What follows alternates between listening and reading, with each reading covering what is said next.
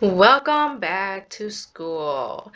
This semester, things are going to be run a little bit different. You are going to be responsible of your own learning, which means you're going to be watching the videos to take your notes.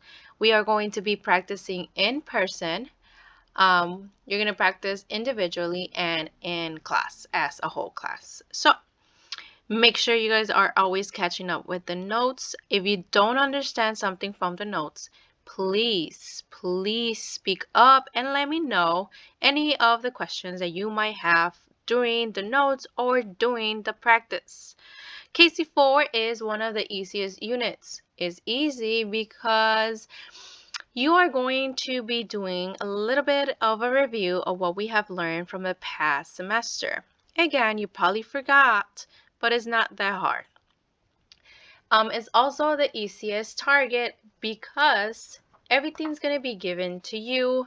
You will use the calculator to find your answers for half of the unit. So you do need to know how to use that calculator. You cannot use anything else but the ones that I provide for you in the classroom.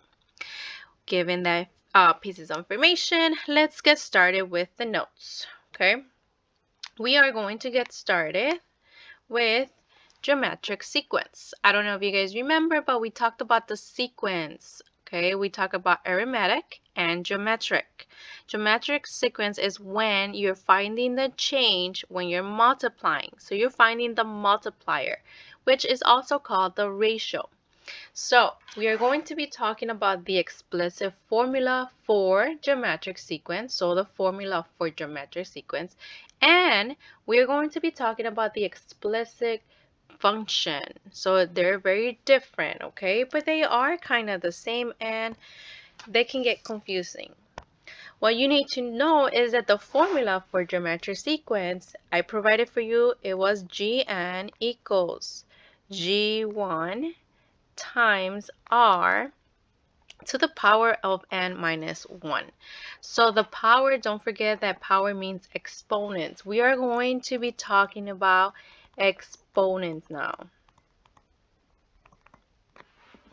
Okay, so power is exponents, and it's the little number on the right hand corner, which in this case is n minus 1. In case you forgot, Gn is going to be the first number in the sequence. And again, sequence is a set of numbers that they give you. So for example, as you can see, number 1, 3, 30, 300, and 3000, that is a sequence. Okay, so G1 will be the first number in that sequence. And R is the ratio, what I was just talking about. The ratio is a change. And remember, the change is going to be the multiplier. Is always going to be multiplying. That's why it's called the multiplier, the ratio. Okay, so the explicit formula for geometric sequence is the following. All right, so we are going to practice how to write the geometric sequence given a sequence or a table. And then we're going to move on to the exponential function. Once again, we already talked about geometric sequence, so it should be pretty easy. The first thing that you have to do is find the ratio, again, the change. What is happening between the first number to the second, to the third, to the fourth? Remember, this is the first number, the second, the third, and this is the fourth number. Technically, you have 4 terms. Okay, what's happening between 3 and 30? And again, the ratio has to be a multiplier, which means I have to multiply 3 times a number to get 30. Well, that number is going to be 10. But remember, it has to follow along with all the sequence, so the rest of the sequence. So 30 times 10 gives me 300. 300 times 10 gives me 3000. So therefore, R equals 10. Remember, G1 is the first number of the sequence, which is 3. So I have enough information to write my geometric sequence. My geometric sequence is just going to be Gn equals 3 times, and again, you could write it with parentheses. I like writing in parentheses because remember, any number in parentheses means that you're multiplying. All right, so the R is 10. to the power n minus 1, which means, again, 3 times r, which is 10 to the power n minus 1. Once again, the parentheses I wrote right now means the same thing as putting the times symbol in the middle. It means the same thing. You can write it both ways. You will see me writing it with parentheses. All right, you can now go ahead and try the next one. You want to check your answer? Let me know. You have any questions? Also, let me know. Okay, so you are trying number 2 on your own. You're writing the geometric sequence. All right, number 3, you are going to be using the table to write the explicit formula. Once again, we're talking about the geometric sequence. When you have tables, you are only going to be focusing on the output, which is your y variables, which is the last column, the cost. Okay, this is the first term, this is the second term, this is the third, and this is the fourth. Once again, the 0, 1, 2, and 3 are the hours. So it's the 0 hour, okay? But don't forget that the first number they gave you for the cost is the first term, okay? So once again, Gn equals G1 times R to the power n minus 1. Okay, R is, once again, the difference. So you have to go from 2 to 6. What am I going to do? What am I going to multiply 2 to get 6? Well, I know I'm going to multiply by 3. And remember, it has to match with the rest of it. So 6 times 3 gives you 18.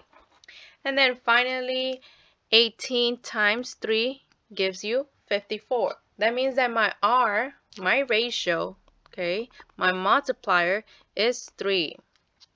My G1, okay, and again, I'm just writing everything for you just so you know. G1 is the first number, which is 2. So I go ahead and write my geometric sequence. Gn equals 2 times 3 to the power n minus 1. Make sure that when you are writing the formula, you are writing n minus 1 as the exponent. Please do not do this. Do not write it all like this together. That is going to be wrong, and I will mark it wrong. Make sure you are writing it right in the little corner right here. Has to be in an exponent, so be careful with that.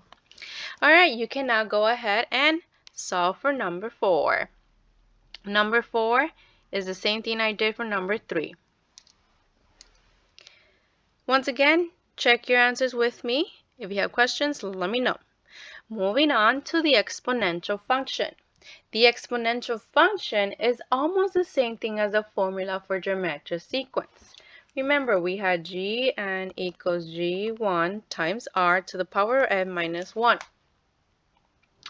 Okay, the exponential function is now f of x. Remember, when we talk about functions is the f of x.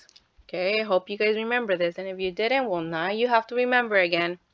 F of x equals a 0, okay, with the m inside and x as the exponent. Once again, everything is going to be talking about the exponent, the power. All right. All right, let me explain to you what each letter represents. A0, remember A0 is not the very first term, but is when it begins at 0. And we talked about this last semester. Yes, you have A1, but you have to find A0 by doing the opposite, okay? So A1 is the base number. That's what it's called. It's not the first number, it's the base number. So you're going to have to find it. So that's the main thing that we are focusing on. We're going to have to find A0. That's where the math comes in. And well, you should know m, okay, because we talked about it so many times. M is the slope, which is the change. And keep in mind that R is also the change, okay? The change in the ratio, the change in multiplying. That's why it's called the ratio, but it's also the change. Okay, so M here is also the change, so keep that in mind, okay? You're going to have to write the function. So number 5, it says rewrite the explicit formula in function form. So what they gave you here was the geometric sequence. I know they wrote a and, but it is the same thing as g and. I usually like writing the g just because it helps me remember that it's geometric sequence. Okay. Once again, 4 is your A1. What's inside the parentheses is your R. So you know A1 is 4, R is 1/2. Okay. Let me explain this. Remember, we have to write it as a function notation. We need to write f of x equals A0 times the m, which is changed with the power of x. The only thing here is that we need to find A0. Once again, let me draw this for you. They told you that 4 is the first term, okay? And if you have to be multiplying, okay, by 1/2 to get to the second, so this is the first number, this is A1. To get A2, which is the second number, I'm going to have to multiply by 1/2. When I do that, I get the number 2. Okay? And again, if I have to do that again for the third number, for A3, I will have to multiply again by the 1/2. When you multiply by 1/2, you get 1, and so on, right? So that's my sequence moving forward. Remember, we talked about this. If I need to go backwards to find A0, remember, I was multiplying by the 1/2. Well, we need to multiply by the opposite of 1/2. Remember, reciprocal of a fraction will always be the opposite, a whole number. 2, the opposite will be 2. The opposite of 2 will be 1/2. Okay, again, the opposite of 3 will be 1/3. The opposite of 1/5 will be 5. So you're always going to be doing the reciprocal. Okay, so moving forward, you're multiplying by the 1/2. That means I need to go backwards by multiplying by 2. So you multiply by 1/2 going forward. We need to do the opposite, which is 2. So 4 times 2 gives me 8. Okay. And if you try this out, if you start from 8 and you multiply by 1/2, because that's my R, I do get 4.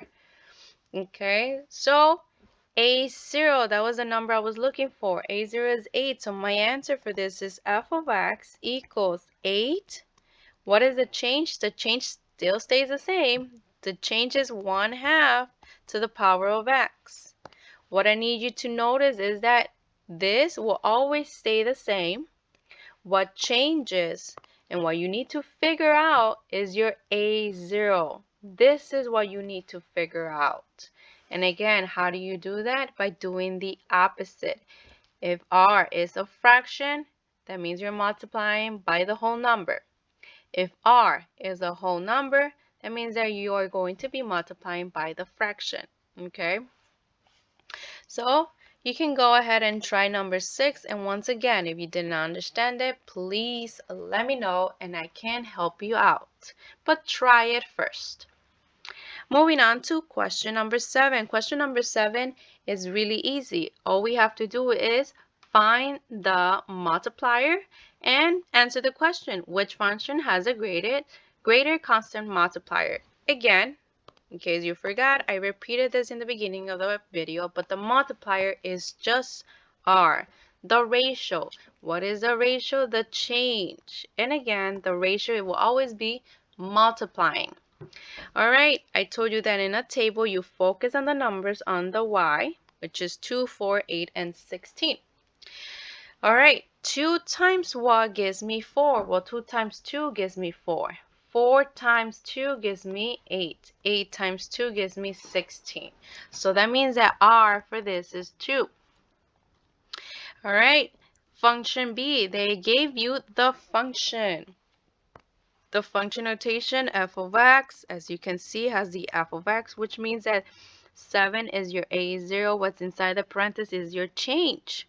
And again, we are looking for the multiplier, the change. That means that r is 5 because it's a number inside the parentheses.